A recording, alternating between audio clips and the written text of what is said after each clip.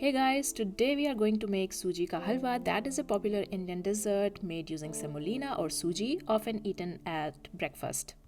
All the ingredients used in today's halwa are from a German supermarket. I will tell you from where exactly I bought my ingredients, so you won't need to go especially to an Indian store to buy your ingredients when you are craving a warm bowl of halwa on a cold morning.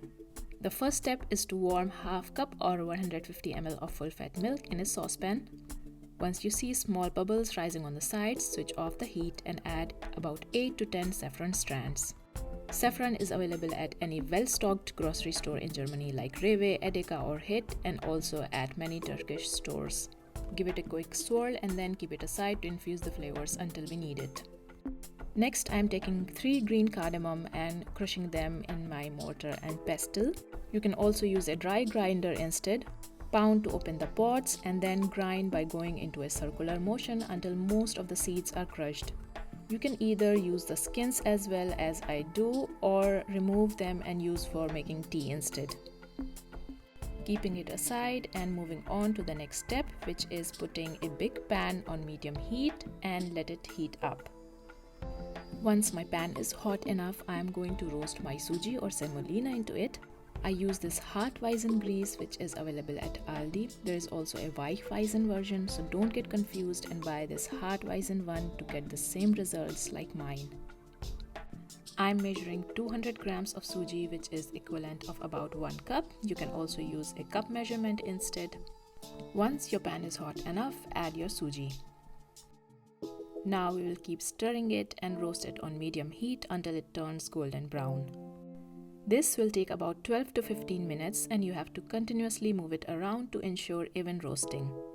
Since this step takes the longest time in the recipe, what I do is I roast big batches of suji and store it after roasting. It not only saves time when you want to make a halwa next time, but it also keeps the suji from turning rancid and you can easily store it at room temperature for more than a month. Your suji will slowly change its color and start smelling roasted. Once it turns evenly light golden from all over, remove it from the pan. Now into the same pan, I am adding about 1/4 cup of homemade ghee, which I make at home using butter. I will add the recipe link in the description box below.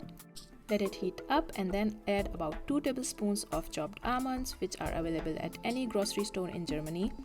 I prefer buying organic ones from Aldi. Fry for about 1 minute on medium-low heat until they turn golden. Then add about 2 tablespoons of raisins. I'm using green raisins here, which I bought from Edeka. You can also use dark ones as well. Fry until they fluff up. Now I'm adding about 2 tablespoons of shredded coconut, available by the name Kokosraspel at most German grocery stores. There are 2 variations, one with thick shreds and the other one with thin ones. Either one is fine for the recipe. Frying for about half a minute and then I am adding my roasted suji along with 200 grams of raw sugar, available by the name Vollrohr-Zucker.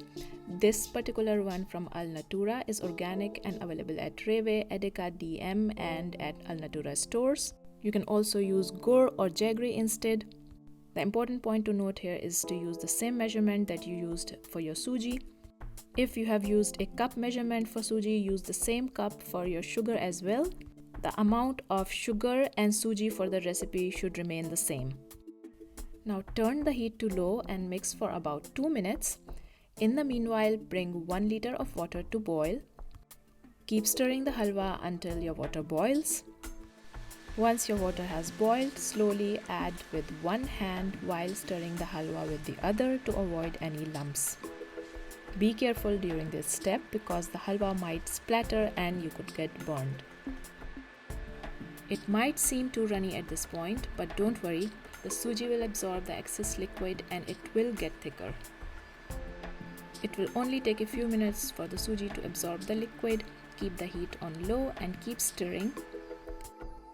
The perfect point of thickness for your halwa is when you draw a line in the middle with your spatula.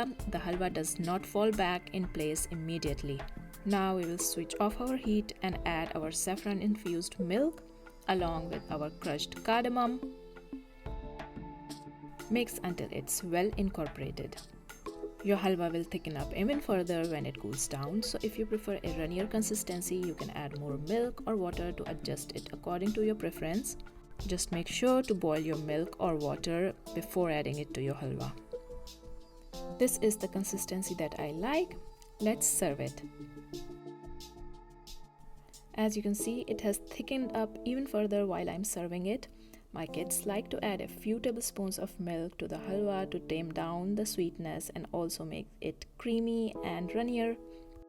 You can garnish the halwa with some more chopped almonds.